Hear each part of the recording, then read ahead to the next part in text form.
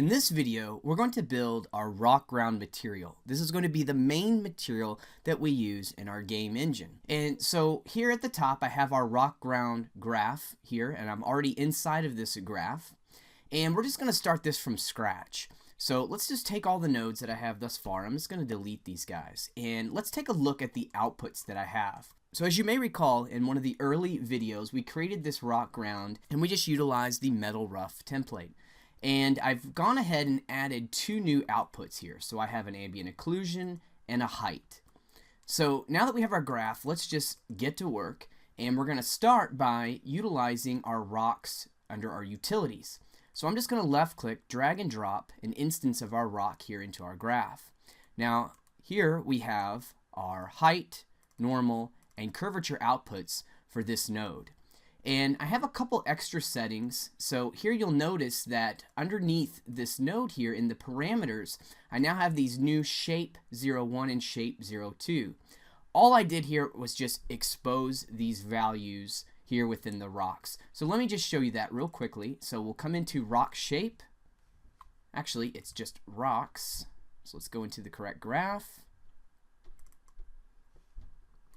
And here on the node itself, you can see that underneath my shape rotation, I just exposed this value to the root level, and the same thing with my trim, and I did that for this these two shapes here that we were blending together.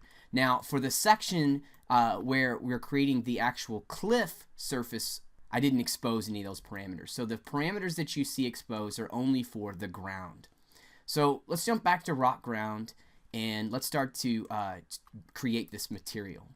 So the first thing I'm going to do here is I'm going to hit the space bar, and I'm going to grab a base material. And so what I'm going to do is start to compile a new material here based on this rock graph. And then we're going to composite that material with our dirt ground. So first, let's come over to our base material here, and let me take a look at the instance parameters for this guy. And I'm just going to come over to my user defined maps here, and I want to enable my base color, my normal, my roughness, ambient occlusion, and height. So I'm basically just using this node as a container. So I'm going to create some extra nodes here to create or to build up my color, the roughness, the rest of this material here, and I'm just going to pipe them through this base material so that I can have single material that I can use for further blending. And one other setting here for my metallic in this case, it's set to white. I'm just going to pull this all the way down to black because we're not dealing with any metallic surfaces here. Okay, so now we have our base material. We already have our normal, so let's go ahead and plug this guy in. Now, again, here, notice I can't make the connection. I'm in compact material mode. Tap 1 on the keyboard, and this will allow me to make the connection. So I'm going to hit 3 again just to go back into compact material mode.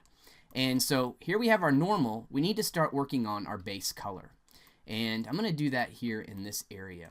So here I'm going to hit the space bar, and well, actually I'm going to grab a couple noises, and I actually have one already here. So here's my black and white spots. Let's grab this guy here, and I'll hit the space bar, and I'm going to grab my fractal sum base, and we're going to start to blend these guys together. So like I said, just as we covered in the last video, I'm starting with my grayscale maps, and I'm going to build up the value ranges that I need, and then I'm going to colorize it with a gradient map.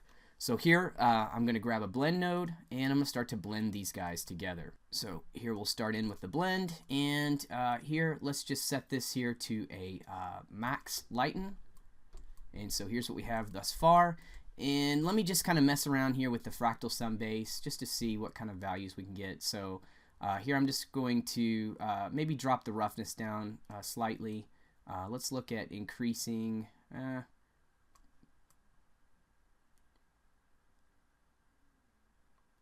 Okay, I think this will work for what I need. So here I have this base grunge map, and we're going to continue with some variation on this.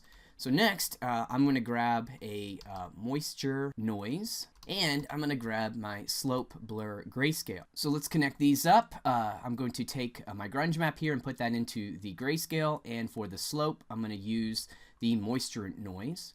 And so here we need to make sure we set our samples up to 32. Let's zoom in here on this map, and let's decrease our intensity. So I'm just going to pull the intensity down until I get something like this here. And we can take a look at some of these blend mode. So here's what we get with min, and here's max. I think I'm going to leave this at max. So here's what we have thus far. So continuing on, we're just going to keep building up this grunge map here. Next, I'm going to grab, speaking of grunge maps, one of our grunge maps. I think I'll go with this grunge map 11 here. And let's blend this guy in. And so now I'll just kind of experiment with some of my blending modes. Let's try max lighten. Adjust the opacity down here. Now I'd like to adjust the tiling of this here. So I'm going to grab a transform and let's divide it by 2 just to tile it twice. And that's looking pretty good here. So let me just try a min darken, see what that does. Not sure.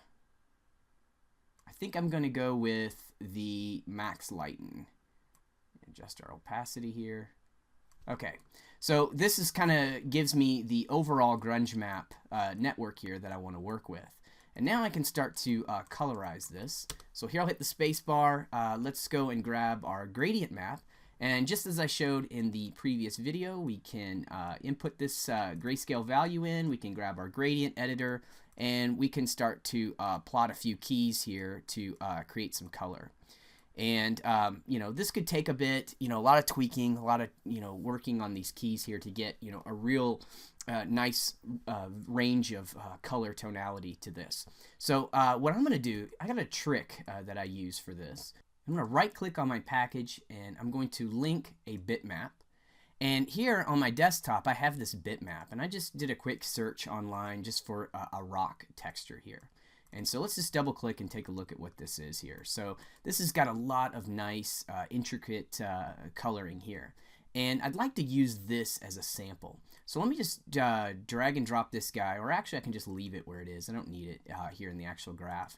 And let me grab my gradient here, and let's go into the gradient editor. And there's a really cool feature here called the pick gradient. So I enabled the tool, and now I can sample a range here within this bitmap to automatically place the keys. So for instance, let's try something like this. Let me just draw a selection here for my range, and you can see that it automatically just generates all the keys that I need. So here we'll double click, and just like that we start to get a very intricate pattern here for our rock texture. So if we zoom in really close, you can see that, you know, we're getting some very, very nice detail as we remap the tone from that grunge map. And we were able to do that, you know, super fast by just sampling that texture. So now that I've generated that, I don't need this resource, so I'm just going to remove it. I don't need it in my package anymore. And here we have now our color texture. So let's just now place this here into our base material. So I'm going to take here my output and just plug this into my color. So at this point we have our color and we have our normal, and we need to continue on working to add our inputs here. So let's start to work with our height. We already have our height information. So here we'll just zoom into our node, and here is our height. Let's just go ahead and connect this into our height. Again, can't make the connection, so I'll tap 1 on the keyboard and I'll connect my height. So now I just need to create my roughness and my ambient occlusion. So what we're going to do here for our roughness is I'm going to show another technique here that I like to try. And so I'm going to utilize my normal. So my normal actually has a lot of surface detail information. Now, since the roughness already describes the micro surface irregularities, I'm going to utilize this to kind of help me generate my roughness map. So here I'm going to hit the space bar and I'm going to do a grayscale conversion. And let's grab our normal map and just convert that to a grayscale image. So next, I'll grab a levels and let's connect this levels in. Now we need to invert this. So just really quick, I'm just going to invert my output black and white. So we'll get something like this, and I'll adjust the overall tonal range here. So really quick, I get a roughness map that's just generated off the detail from my normal map. And I also want to take into account this grunge map that I've been creating up here for my color. So let's hit the space bar here, let's grab a blend, and let's make a connection here to these guys and blend in our grunge map. So we have this in place. Let's see what we can utilize. Probably, let's try a max lighten again here. So something like this maybe. Let's try a multiply. In this case, let's go with a multiply, and I'm just going to drop my opacity down. So we have this, and I think I might just process this with the levels one more time, or at least just to give myself a control. So here I'm just taking my output black and just raising it so that I get you know, an overall range for my roughness that I want. So you can see that's a technique that I use often, just to quickly generate a roughness map based on the surface detail that I have already placed there in my normal. Okay, so now that I have that, let's hook in our roughness. And all that's really left here to work with for our material is our ambient occlusion. And so now I'll hit the space bar and I'll grab our ambient occlusion node. And this is going to need our height information, which we already have. So let's grab our height and let's just plug this in. And now let's just make some adjustments to this ambient occlusion. So I might adjust my overall spreading here. I think I'll decrease my high frequency just to kind of blur this a bit. And again, just make a few changes here. So I think here I'll take my low frequencies and just bring this value down. So I'm going to use something like this for my ambient occlusion. Okay, so now we have this in place. Let's connect in our ambient occlusion. And now we have a full material that we can work with. So let's right click this base material and view this in our 3D view. And here we have our rock material at this basic level. So I'm not exactly sure if I'm really happy with the tonal range that I sampled from that image. So I might import that back in and just try a couple variations on that just to get something that's not as uniform here. Okay, so here you can see that I just did another sample of that bitmap, and now I get, you know, a much more varied result, and I think this is going to look better in the long run. Another tip, you don't actually have to import that image as I did before. So I have two monitors, and here I just open the bitmap in just the Windows photo editor and just place that over on my secondary monitor. And when you hit this pick gradient, you can just move over to your second monitor or the monitor that you have here and just sample. So you don't actually have to go through the trouble of importing that in. Okay, so let's close our gradient editor and take a look at what we have so far. And so I think this is looking pretty cool for our rock, and we get a lot of really nice color variation, again, just by sampling that actual photo of a rock surface. Okay, so I would like to add another variation here on my color. And so I want to basically just kind of lighten the value around all the edges here. And so here's how I do that. Let me just move my parameter window over. Just make some more room here in the graph. And what I'm going to do is just come over here to this color. And I'm going to grab a hue saturation lightness node. And let's just plug in our color. And so for here, I'm just going to just increase the lightness a bit. Maybe drop the saturation down slightly. Increase the lightness. And we're going to utilize this guy. So here, let's hit the space bar, let's grab a blend again, and we're going to blend these two colors together, and we're going to do that based on an opacity. So in order to get that, we're going to pull that from our curvature. So here, we actually have curvature that we created. So what I'm going to do is just grab a levels node, because I'm going to process this curvature. So let's just plug this in. Here I'm hitting 1 on the keyboard again to go into standard mode so that I can make that connection. And let's come over here. And let's plug this here into the opacity. Now, I need to adjust my actual levels node here.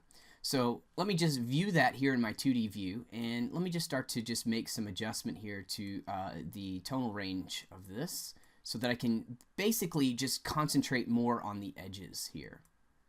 So let's do, you know, just make a few tweaks here. Let's take a look at what this is doing here in our actual blend node.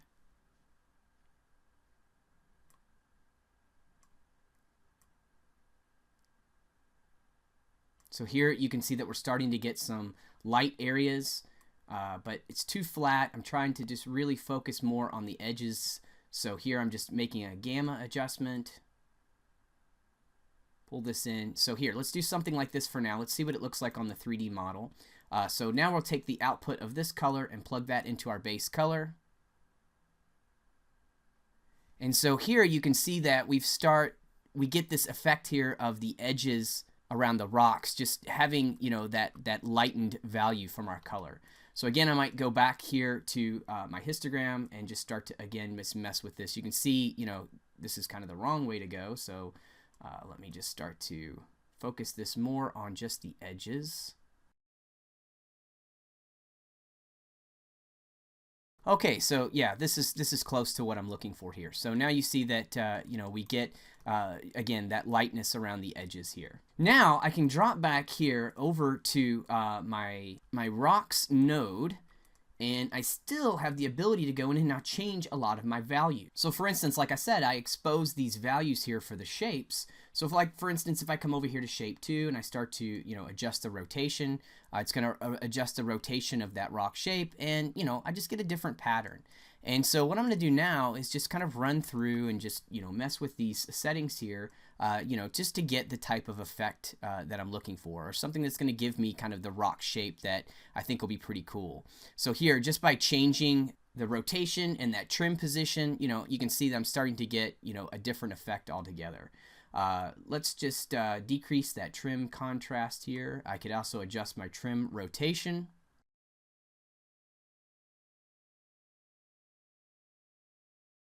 So here I'm adjusting shape 1, and it's kind of flattening out this area. So as you can see, I'm just trying to go through and just vary this surface. Now, I actually went through this before, and I came up with a pretty good setting, and I saved that as a preset. So that's just something that you can do on one of your nodes. If you come over to this button here, you can load and save presets. So let's say that, I come up with a very good setup here in my parameters that I want to be able to reuse, or if I'm going to use this in another application that supports Substance, like say, for instance, Maya, I can then import in this preset. So I have a preset that I saved. Let me just load that back in. So here's my preset. And so here is, kind of the rock shape that I designed that I'm going to use. So now that I'm seeing, what this is looking like, I think I'm going to go back here to my my mask here for that edge gradient and make some adjustments to this.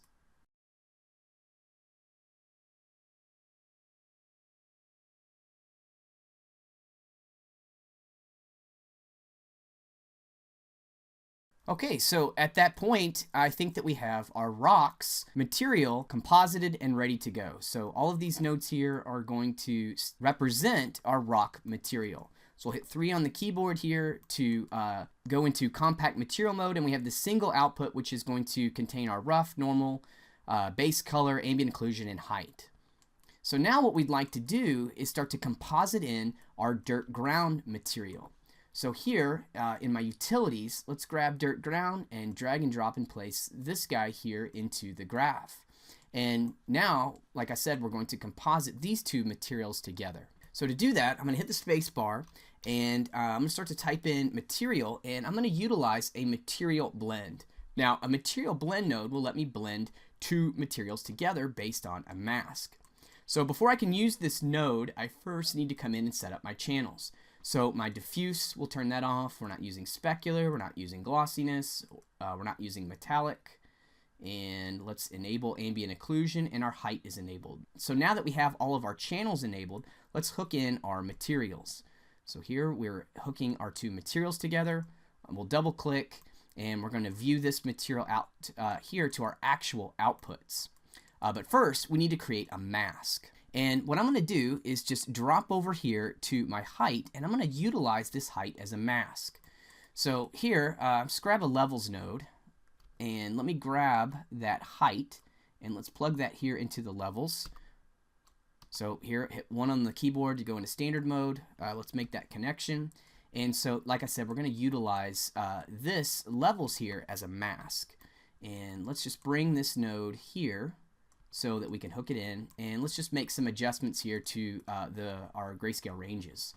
First, I'm going to need to invert the value because I want to have this dirt material show up kind of in the darker areas here of our height. So basically the lower areas, and these higher areas like the rocks that are just sitting on top, we don't want those to get this dirt material. So I'm just going to swap here the black and white outputs. And so here's kind of the mask that we're getting. And now I'm going to use my inputs just to actually kind of just generate this mask. So in all the white areas is where this dirt's going to show up. So here we'll just decrease this quite a bit, something like this. So let's see what this is going to give us. So here we'll use this mask here. We'll just plug this into our material. And now let's just output this here to our actual graph outputs. So we'll just move these guys here into position. I'm in compact mode, so it'll automatically make the connections for me. And now we'll right click and we're going to view outputs in 3D view. And so here you can see that we're starting to get that blend of that material. Now we're going to create a control that allows us to adjust the amount of blend that we're getting. So we have our levels, which is going to be our base mask that we're generating here. So here with this connection selected, I'll hit the space bar and I'm going to grab the histogram scan. And so here you can see at a position value of black, we do not get any of the dirt. And with a position value of 1, we get nothing but the ground dirt. So here I'm just going to set in a value, and you can see that I can start to just kind of dial in, how much of this dirt is showing up. And I have this contrast slider, so if I increase the contrast, you can see that I can, start to sharpen up this blending edge. So here, let me pull this value all the way in, and you can see that I can make a very sharp kind of edge to this. And here, let's just increase our position a bit more. And I'm actually going to decrease my contrast. Maybe not too much. Let's just leave it at 0.5. Well, maybe a little bit more like this.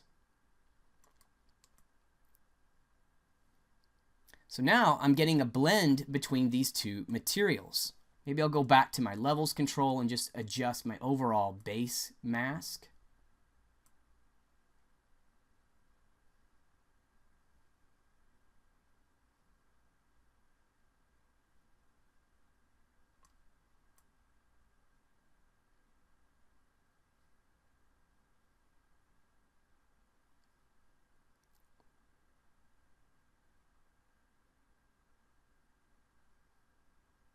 So here I'm just adjusted it so I don't clamp it so much, and now I'll just start to work with my histogram, and we'll increase our contrast.